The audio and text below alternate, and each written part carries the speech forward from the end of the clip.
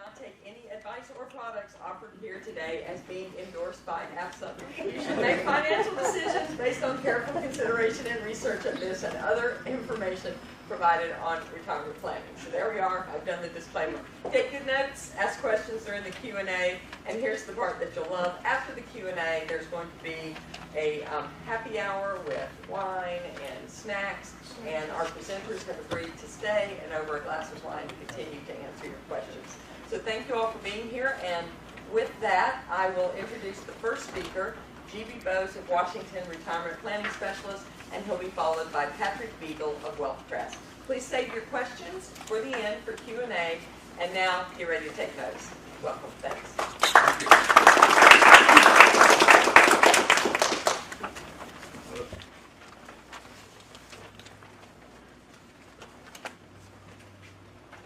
Can you hear me in the back?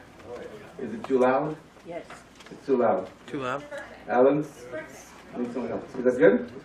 Okay. Well, the format, I'm going to stand if that's okay. I can see everybody. Okay. So since the format is that I speak for about 35 minutes, and Mr. Beagle speaks for 35 minutes, as Ambassador Stevenson indicated, we're going to try and pack in as much as we can into 35 minutes. And then we've got 40 minutes of Q&A when you can fire away anything you want. Okay? So 35 minutes is a short time. People like us love to talk. And the ideal format would be a whole day. Okay? So I'll try to condense a whole day. So what I've done is pick a couple of topics that are of particular interest to people, so that it's a little interesting and not the laundry list. Okay, so the two things that are most important to people, in my opinion, that stand out, and that don't get enough attention, are tax planning and, a little better understanding of TSP.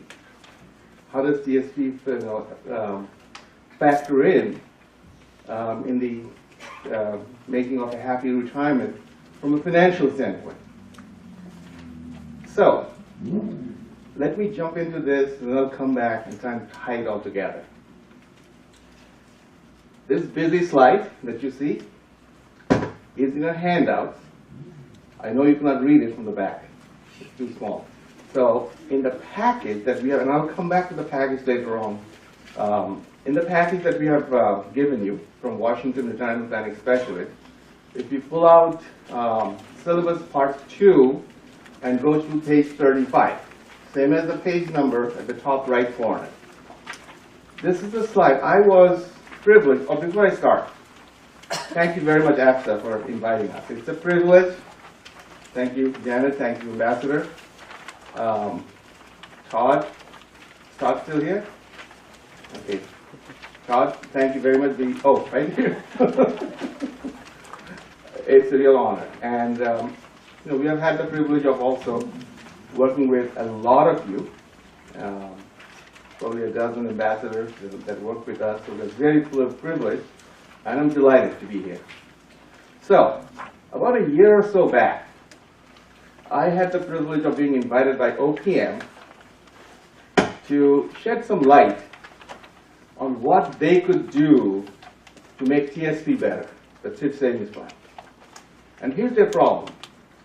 The then Director of Retirement Services for OPM told me that she was very depressed every January. And I said, how so? Well, she said she has to return over $1 billion back to the U.S. Treasury every January. So I said, what's the reason? She said it's because every year the federal government sets aside several $billion to be ready to provide for the 5% matching that FERS employees qualify for if they put in at least 5%. Unfortunately, a vast number of people in the federal government were failing to do so. So if you don't put in your 5%, you don't get the matching 5%. And if that's not used up by the end of the year, it has to go back to the Treasury. And so they were at a loss, and there were other issues as well. Right now, the thrift savings plan is in excess of about $430 billion, give or take. Over $100 billion of that is in the G fund. Now, is that a crime? I don't think so. I'm sure many of you have your money in the G fund because you're not comfortable with the way the market has been going up and down. But it's not a solution for the long term.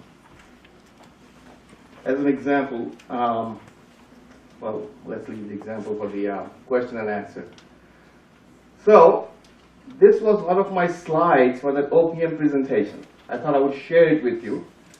Okay? As far as we are concerned, we did some digging into TSP and the history of TSP and how it's flown, etc. And from an academic standpoint, we saw two issues with TSP. One of underfunding and the other of underallocation. So I wanted to give you a sense of what does underfunding mean and what does underallocation mean. Okay, I think it's best illustrated. What I thought we would do is take a hypothetical State Department employee who started, let's say, in 1982 and put in his or her 30 years of service until the end of 2012. Okay, and let's make some modest assumptions. Let's say this person put away about 8.1%. Now I backed into that to my calculations. Let's say this person was making $50,000 a year in salary to start with. And they put in religiously 8.1% every year. And let's say they left it all in the G fund. Okay? At the end of 2012, this person would have accumulated about $600,000 in the TSP, doing nothing, absolutely nothing. Why are we talking about this? It's because of the example I gave you. You know, the director of OPM, Retirement Services, is concerned. People are not even putting in 5%, and they're returning money to the Treasury. It's not a good thing. There's absolutely no excuse to not take that free money, 5% free money. Because if you put 5, and the government gives you 5, and you get a measly 2% raise, that's still 12% of your salary put away. And that's the result. Now, let me talk about what underallocation means. Because people are so uncomfortable with managing their own money in TSP, many of you tend to leave your money in the G fund. Because what are you thinking? I at least don't want to lose. But if you think about it, you are losing. Because if you look over the last 100 years in the United States, inflation has averaged 3%. Don't look at the Federal Reserve's CPI index. Why? Because that does not include food and energy. Do we all eat every day? Fast forward to October 19, 1987. Black Monday. What happened? The biggest one-day drop in the history of the stock market. Fast forward to 1990. The Gulf War starts. 1991, we have a mild recession in the United States. 92, 93, the federal government steps in to clean up the savings and loans mess. Every bank, savings and loans bank in the country is tottering. So what does the government do? Opens Resolution Trust Corporation. If you remember, RTC, one of the biggest events for exchange of wealth from one set of hands to another set of hands in the United States. Okay, things were given away for pennies on the dollar. Then we have a nice tulip bulb-like mania in the United States called the dot-com bubble, which eventually burst in March of 2000. Okay, and NASDAQ dropped 75%. Now, don't forget our trooper here.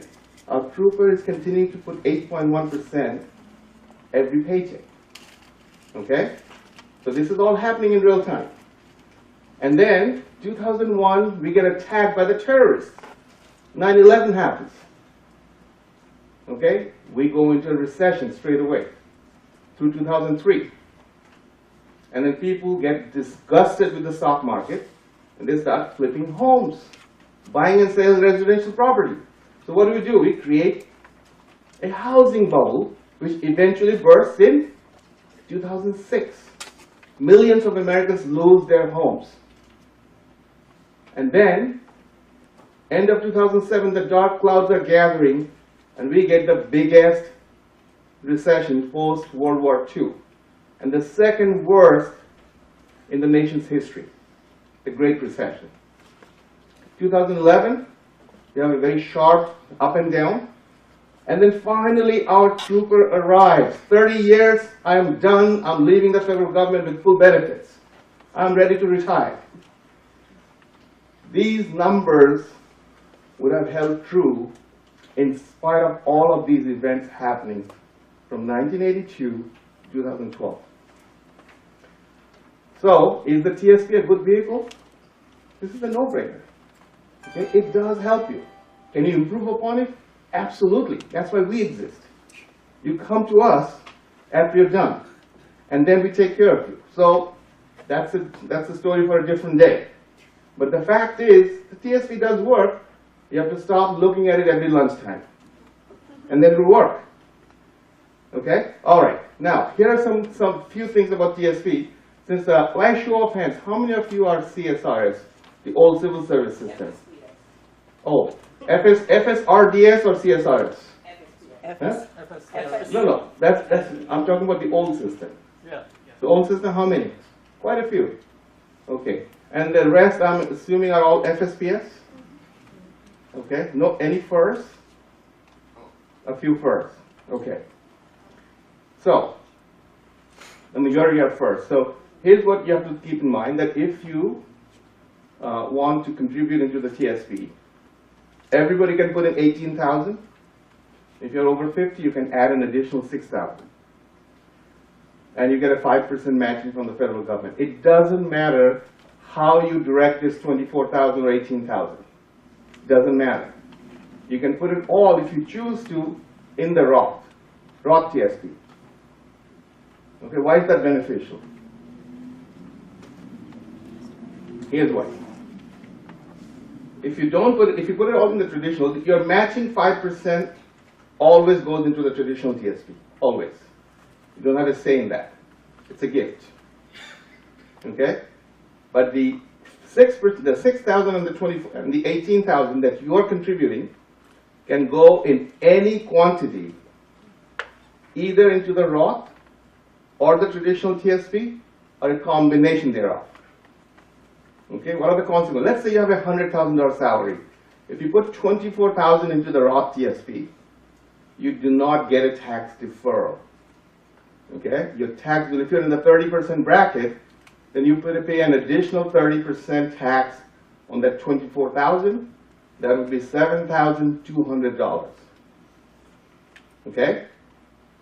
On the other hand, if you put it into the traditional TSP, you get to pay taxes only on 100 minus 24, that's $76,000, and you get a little tax relief now. The question is that the best thing to do? The answer is, it depends. If you can afford it, it is the best deal, bar none, that the US government has ever offered to its citizens. Okay? I'm going to give you the reasons. I'm going to give you the math as well. Absolutely the best deal ever in the history of the nation. Because what's better than tax-free? Can anyone give me anything that's better than tax-free? Tax deferred. Absolutely not. Just the opposite. I'll tell you how bad that is. Now, I'll probably get dragged out of here for saying all this and shot. But I'm going to tell you. Because I got to tell you how a financial planner thinks. Okay? The time to recoup the additional taxes that you pay up front is going to be between 6 to 8 years. After that, all of the money that you have deferred into the Roth is going to be tax-free in perpetuity. In perpetuity. Okay? Now, why is that important? I'm going to come to that. So, since, how much time do I have? 15 minutes. Perfect. Perfect. So, Rosetta, do you want to please switch to the tax law thing? Because I want to focus on tax planning. Here's something. While Rosetta is switching the slides, every one of you is going to have a good life in retirement from a financial standpoint, as far as being able to eat, have a roof, and be comfortable. What's going to be your biggest problem, more than managing your money, is tax planning. This is really ignored, and people don't quite understand how the tax laws work. Okay? By a show of hands, how many of you have seen the U.S. tax code? How many pages?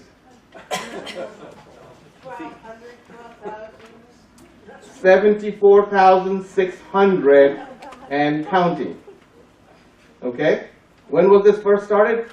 1913. The birthday of the IRS. 1913. How long was the 1040?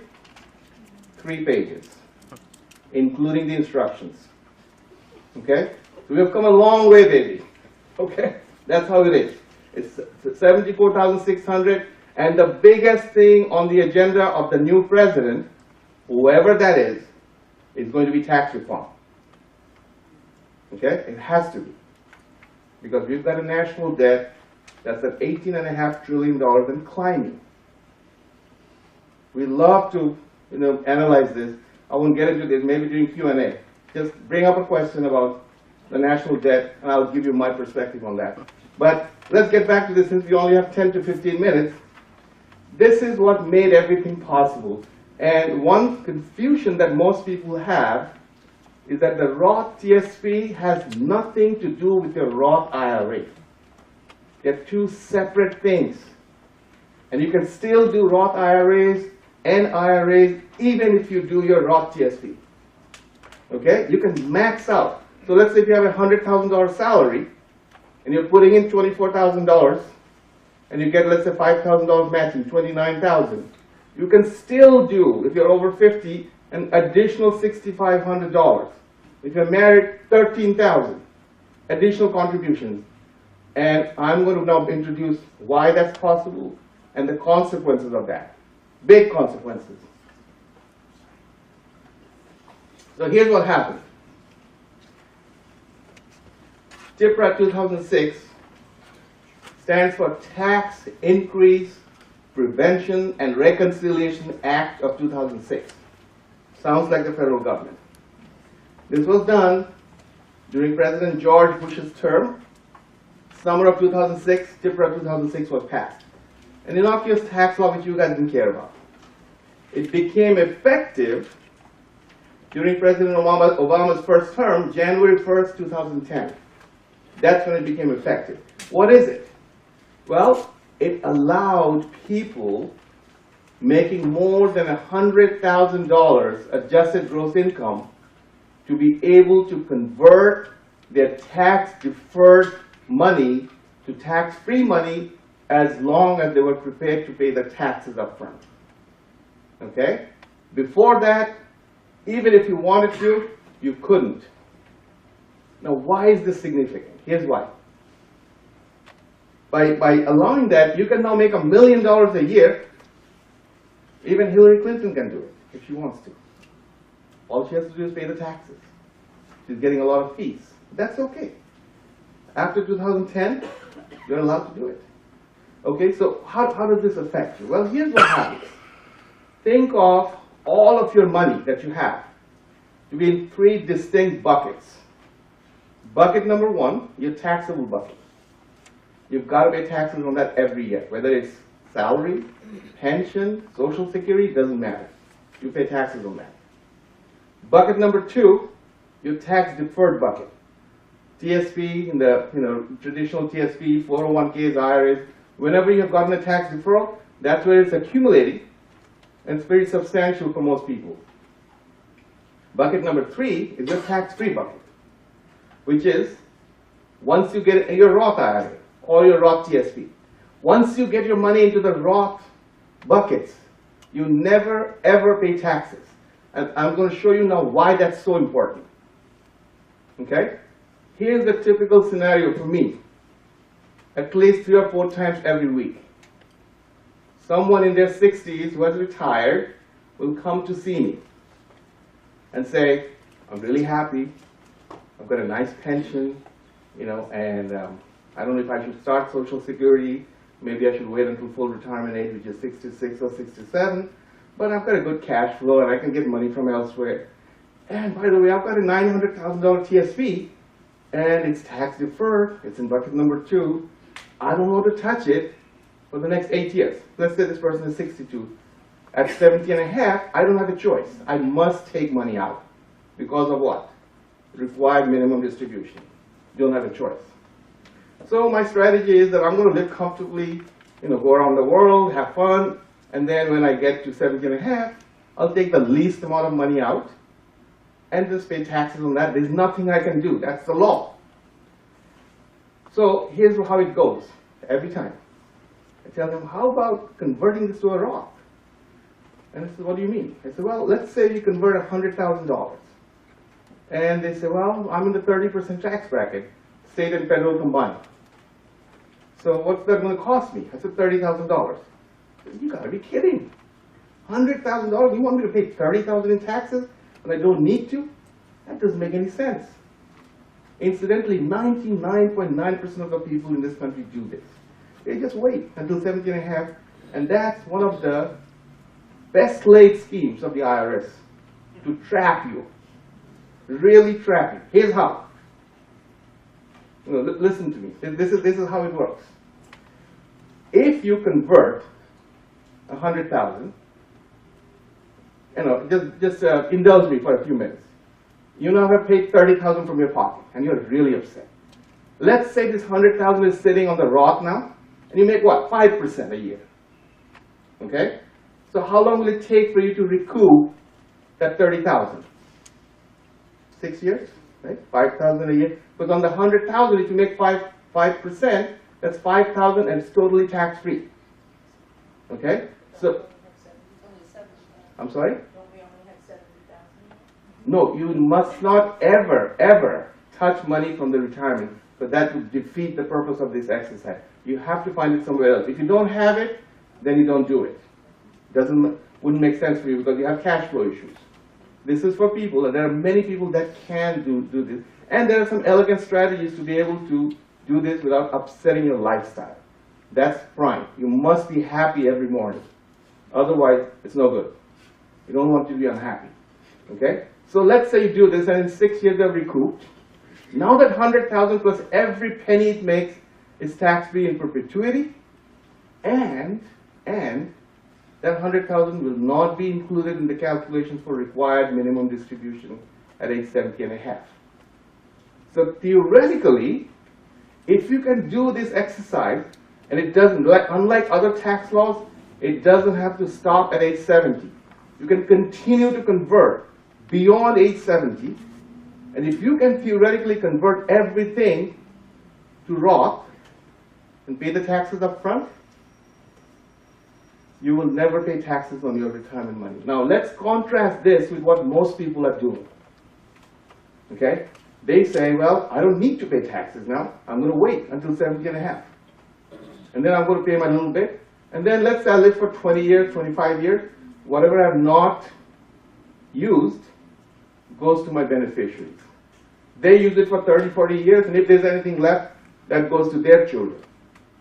And then they might use it for another 30, 40 years, if there's anything left. So, you have two choices. Either you take your lumps up front and get cleaned up in 6 years, or 8 years, or you pay taxes for 70 to 80 years. This is more important than what the market did. Because if I can save you 30% for 60, 70 years. Okay? Would that make more impact on your wealth, even if you're conservatively managed? And manage the rest of your money very conservatively so that you don't lose. The taxes will kill us. And you can take this to the bank. We cannot get rid of the national debt without raising taxes. That has to happen. Okay? And who's going to pay for it? Us. The citizens. We will pay for it. Otherwise, there are huge ramifications. Okay? Social programs will have to be tinkered with a little bit, but taxes will have to go up. So, that's the big message is tax planning is more important than asset management. Asset management is important. I gave you a sense of what you can do with TSP. What are the rules around TSP? Tax planning, more important. What I would like to, how much time do I have, Todd? 5 minutes. 5 minutes, perfect. So, let me do this. I'm going to touch on one other subject, Social Security. This is also on people's mind. The CSIS folks that are in the room, during Q&A, bring up the issue of windfall, of course, but voluntary contribution plan. Okay? The CSRS and FSRDS folks, are you familiar with the voluntary contribution plan? Yes, and it's not open to foreign service. CSRS. Oh, It's I see. only- FSRDS doesn't get it, that's right. But CSRS does. CSRS officer. CSRS and CSRS offset, they both get it. All right, we can take that on the side. But if anybody is interested in following up, we got folks in the back of the room.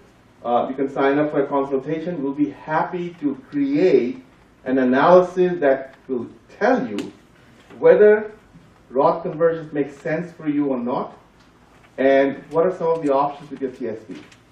Okay, it's optional, it's free. We don't charge for it, but there'll be, and there's some material in the package as well. You can look it up when you go home. But you can also sign up for a complimentary consultation. Doesn't cost you anything. But this is the third thing that's also equally important. Because remember, your retirement is three-tiered for those who are FSBS or FERS, your pension, your Social Security, and then your personal savings. And TSP is the biggest component of your personal savings. That's how it is. Okay? And if you can then, if you have paid off your home or had some additional non-retirement assets, perfect. But those are the, so oftentimes the question comes up is, when should I take my Social Security? What you should know is that if you were born 1943 or later, and if you become eligible for Social Security at age 62, if you can help it, please don't take it. Okay? It's not good for you. Because you get this permanent haircut that you live with for the rest of your life. Unless the doctor says that you're only going to live for 2 more years, or you're in dire cash flow need, by all means take it. If not, try to get funds from somewhere else and wait at least until full retirement age for Social Security so that you don't get a haircut. Very important. And conversely, if you wait, you do get a raise until age 70, depending on when you were born. Taxable. Okay? So this is not free. But it does increase your gross quite substantially if you get 3 years of raise, let's say, or 4 years of raise. That's 8 times 4, 32%. So for every $1,000 that you have earned for your Social Security contributions, the 6.2% that you're contributing from every paycheck, you would get $1,320. It's very substantial. And this has a lot of planning implications, depending on how you're doing from a cash flow standpoint. We'd be happy to give you some insights into that as well. Okay, the next slide. I think I should be wrapping up now, right? Okay. A couple of slides. This is very, very interesting. If you're married, including same-sex marriage, that's not legal, if there's a wide discrepancy between the two spouses' Social Security income, they're both full retirement age. The one, let's say one makes 40,000, the other makes 10,000. The one that makes 10,000 can file and suspend their own and take 50% of their spouses until age 70. And at age 70, they can test again to see if their own, which is growing at 8% a year, has exceeded 50% of their spouses. If that's the case, they can switch. Okay? Here's an abuse of this law. You gotta have some fun. Let's assume that this $40,000 person, the one that gets 40,000 Social Security, married 5 people, 10 years each, and then let them go. And these 5 people never worked a day in their life, and they never remarried. Each one of these 5 people, when they reach full retirement age, is entitled to what? Half of their $40,000 spouse's Social Security for life, adjusted for cost of living every year. Okay? So I think Social Security needs some fixing, to put it mildly. All right? And then, of course, if there's a 6th spouse for this $40,000 person, and that person stays married to this person when this person finally dies, even though this person may not have worked ever, this person will get $40,000 a year for the rest of their life. You can swap. Okay? I'm going to stop at that. I thought, I should at least hit the very important topics of retirement planning, and I'm going to let Patrick take over. We'll be here after Patrick finishes, and then we will engage in Q&A. Thank you very much.